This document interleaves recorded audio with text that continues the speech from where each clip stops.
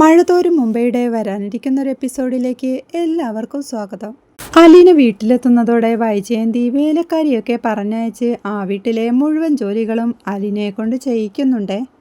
അവളാണേൽ തൻ്റെ അമ്മയ്ക്കും കൂടെ പിറപ്പുകൾക്കും വേണ്ടിയല്ലേ എല്ലാ കാര്യങ്ങളും ചെയ്യുന്നതെന്നോർത്ത് ഒരു മടിയും കൂടാതെ അതെല്ലാം കൃത്യമായി ചെയ്യുന്നുമുണ്ട്. അവൾ ഉണ്ടാക്കുന്ന ഭക്ഷണമൊക്കെ എല്ലാവർക്കും ഇഷ്ടാവുന്നുണ്ട്. വൈജയന്തി വരെ അതിന് ഫുൾ മാർക്കും കൊടുക്കുന്നുണ്ട്. കൃഷ്ണമോൾ അലീനയോട് നല്ല രീതിയിലൊക്കെ ആണെങ്കിലും ബബിത വൈജയന്തിയെ പോലെ ഒരു വേലക്കാരി എന്നുള്ള പുച്ഛഭാവത്തില അലീനയോട് പെരുമാറുന്നത്. രോഹിത്താണേൽ ഹരിശങ്കർ പറഞ്ഞതോർത്ത് അലീനയോട് അടുക്കാനായി ശ്രമിക്കുന്നുണ്ടെങ്കിലും അലീന അവനെ സ്വന്തം സഹോദരനോടെന്ന പോലെയാണ് പെരുമാറുന്നുള്ളൂ. അലീന ബാലചന്ദ്രനോട് എന്തേലും സംസാരിക്കണ കണ്ട അപ്പോൾ തുടങ്ങും നമ്മുടെ വൈജയന്തിയുടെ അർത്ഥം വെച്ചുള്ള ഉപദേശം. ഇങ്ങനെയൊക്കെ നമ്മുടെ അലീനയുടെ ജീവിതം മുന്നോട്ട് പോകുമ്പോഴും രേവതിക്കുട്ടിയാണേൽ ചെന്നെത്തുന്നത് നല്ലൊരു അന്തരീക്ഷത്തിലേക്കാണ്. ഗ്രേസമ്മ ആദ്യം കുറച്ച് സ്ട്രിക്റ്റ് ഒക്കെ ആയിരുന്നെങ്കിലും പതിയെ പതിയെ ഗ്രേസമ്മയ്ക്ക് അവളോട് ഇഷ്ടമൊക്കെ വരുന്നുണ്ട്.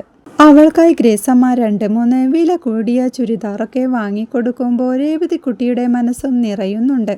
മാമച്ചൻ്റെ ഒളിഞ്ഞു നിന്നുള്ള പുകവലിയും മദ്യപാനവുമൊക്കെ അവൾ കൈയോടെ പിടിച്ച് ഗ്രേസമ്മയെ കാണിക്കുന്നുണ്ട്.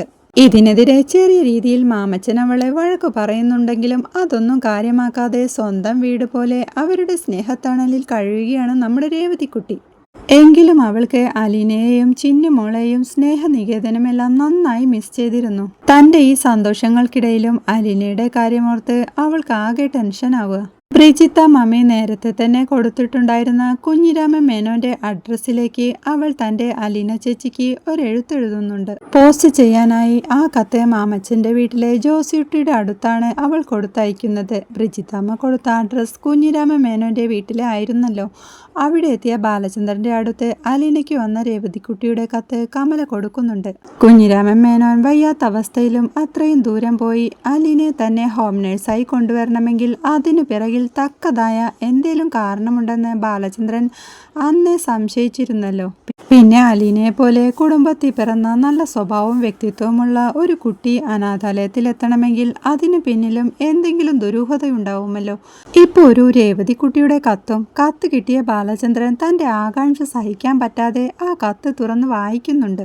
അലീനയുടെ സുഖവിവരം അന്വേഷിക്കുന്ന രേവതിക്കുട്ടി ഗ്രേസമ്മയുടെയും മാമച്ചൻ്റെയും നല്ല രീതിയിലുള്ള പെരുമാറ്റത്തെക്കുറിച്ചും തനിക്ക് കിട്ടിയ നല്ല ജീവിതത്തെക്കുറിച്ചുമെല്ലാം കത്തിൽ വിവരിക്കുന്നുണ്ട്.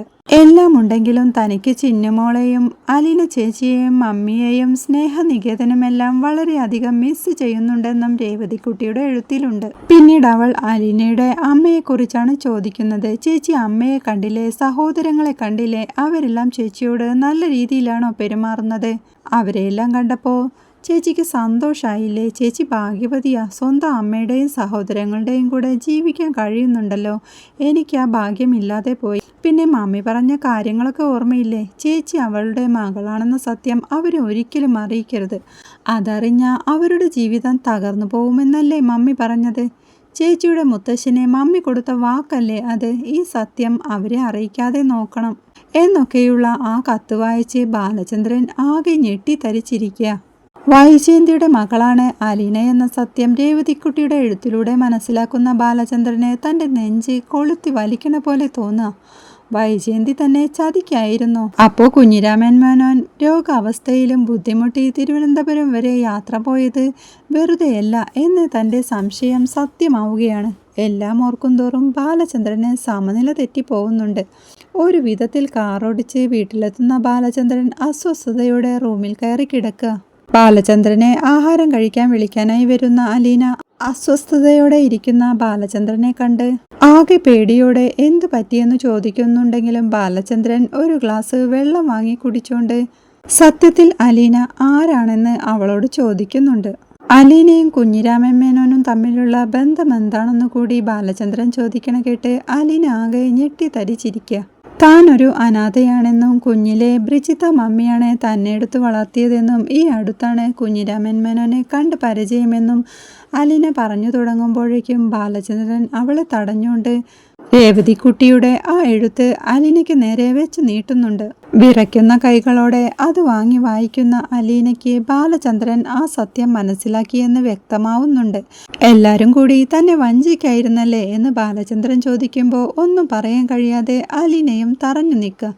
അറുത്ത കൈക്ക് ഉപ്പു തേക്കാത്ത കുഞ്ഞിരാമ മേനോൻ ചാരിറ്റി പ്രവർത്തനവും സംഭാവനയെ പറ്റിയുമൊക്കെ അറിഞ്ഞപ്പോൾ അന്നേ ഞാൻ സംശയിച്ചതാ. വയ്യാത്ത അവസ്ഥയിലും ഇത്രയും ദൂരം നിന്നെ തേടി അങ്ങേര് വന്നെങ്കിൽ അതിന് പിന്നിൽ എന്തെങ്കിലും രഹസ്യമുണ്ടാവുമെന്ന് എനിക്ക് അന്നേ തോന്നിയതാ. മനുവിനും ഈ രഹസ്യം അറിയാമായിരുന്നല്ലേ? അതുകൊണ്ടാണല്ലോ അവനും നിന്നെ തന്നെ കൊണ്ടുവരണമെന്ന് വാശി പിടിച്ചത്. എല്ലാവരും കൂടി എന്നെ ചതിക്കായിരുന്നു അല്ലേ എന്ന് ബാലചന്ദ്രൻ ചോദിക്കണ കേട്ട് അലീന കൈ കൂപ്പി അദ്ദേഹത്തോട് മാപ്പ് പറയുന്നുണ്ട്. നിങ്ങളുടെ ജീവിതം തകർക്കണമെന്ന് എനിക്കൊരു ഉദ്ദേശവുമില്ല. മുത്തശ്ശന് മാത്രമേ ഈ സത്യം അറിയാമായിരുന്നുള്ളൂ. മനുച്ചേട്ടനും ഈ കാര്യങ്ങളൊന്നും അറിയില്ല. താൻ അധികകാലം ജീവിച്ചിരിക്കില്ലെന്ന് മനസ്സിലാക്കിയ പ്രിജിത്ത മമ്മി ഇവിടെ വന്ന് മുത്തശ്ശനെ കണ്ട് ഈ കാര്യം പറഞ്ഞതിന് ശേഷമാണ് മുത്തശ്ശൻ അങ്ങോട്ട് വരുന്നത്. മുത്തശ്ശൻ വന്നു പോയ ശേഷമാണ് മമ്മിയും ഇതൊക്കെ എന്നോട് പറയുന്നത്. ഈ കാര്യം ഇവിടുള്ള ഒരാളെയും അറിയിക്കില്ലെന്ന് മമ്മിക്ക് ഞാൻ വാക്ക് കൊടുത്തിട്ടുണ്ട്. ആ വാക്ക് ഞാൻ പാലിക്കും. നിങ്ങളുടെ ജീവിതം തകർക്കാനോ അവകാശം ചോദിക്കാനോ ഞാൻ വരില്ല. ഇവിടുള്ളവരെല്ലാം എനിക്ക് പ്രിയപ്പെട്ടവരാ. അവരെ വേദനിപ്പിക്കുന്ന യാതൊന്നും ഞാൻ ചെയ്യില്ല. താൻ ഈ വീട് വിട്ട് പൊക്കോളാമെന്ന് അലീന പറയുമ്പോൾ അവളുടെ അവസ്ഥ മനസ്സിലാക്കിയ ബാലചന്ദ്രൻ അവൾ ഒരു തെറ്റും ചെയ്തിട്ടില്ലല്ലോ എന്നോർത്ത് അവളോട് അവിടെ തന്നെ നിൽക്കാനായി പറയുന്നുണ്ട്. ആ സമയത്തേക്ക് അങ്ങോട്ട് വരുന്ന വൈജയന്തി ബാലചന്ദ്രനെയും അലീനയെയും റൂമിൽ വെച്ച് കണ്ട് വഴക്കു പറയുന്നുണ്ട്. തനിക്ക് നെഞ്ചുവേദന വന്നതിനെ തുടർന്ന് അലീന വെള്ളവുമായി വന്നതാണെന്ന് ബാലചന്ദ്രൻ പറയുമ്പോൾ ടെൻഷനോടെ വൈജയന്തി പെട്ടെന്ന് തന്നെ ബാലചന്ദ്രനെ ഹോസ്പിറ്റലിലേക്ക് കൊണ്ടുപോകുന്നുണ്ട്. ടെൻഷൻ കൊണ്ടുള്ള മൈനർ അറ്റാക്കാണെന്ന് ഡോക്ടർ പറയുമ്പോൾ ബാലചന്ദ്രനെ ഇത്രയും തളർത്തിയ ടെൻഷന്റെ കാരണം വൈജയന്തി ചോദിക്കുന്നുണ്ട്. ഇത്രയും കാലം വൈജയന്തി തന്നെ വഞ്ചിക്കുകയായിരുന്നു എന്ന് മനസ്സിലാക്കിയിട്ടും അലീന എന്ന പാവം പെൺകുട്ടിയോടുള്ള സ്നേഹത്തിന് മുന്നിൽ ബിസിനസ് കാര്യങ്ങളോർത്തുള്ള ടെൻഷനാണെന്ന് പറഞ്ഞ് ബാലചന്ദ്രൻ രക്ഷപ്പെടുന്നുണ്ട്. തിരികെ വീട്ടിലെത്തുന്ന ബാലചന്ദ്രൻ അലീനയോട് സ്നേഹത്തിൽ പെരുമാറാൻ വൈജയന്തിയോട് പറയുന്നുണ്ടെങ്കിലും ഒരു വേലക്കാരി എന്നുള്ള പരിഗണനയല്ലാതെ ഒന്നും താൻ കൊടുക്കില്ലെന്ന് വൈജയന്തിയും പറയുന്നുണ്ട്. എങ്കിലും സത്യങ്ങളെല്ലാം മനസ്സിലാക്കിയ ബാലചന്ദ്രൻ സ്വന്തം മക്കളെപ്പോലെ തന്നെ അലീനയെ സ്നേഹിച്ചു തുടങ്ങുമ്പോൾ രോഹിത്തും ഹരിശങ്കറും അലീനയെ എങ്ങനെയെങ്കിലും നശിപ്പിക്കാനുള്ള പ്ലാനും ആലോചിച്ചുകൊണ്ട് നടക്കുക. വരാനിരിക്കുന്ന എപ്പിസോഡിലെ ഇത്തരം വിശേഷങ്ങൾക്ക് വേണ്ടി ചാനൽ സപ്പോർട്ട് ചെയ്ത് സബ്സ്ക്രൈബ് ചെയ്യാൻ മറക്കല്ലേ.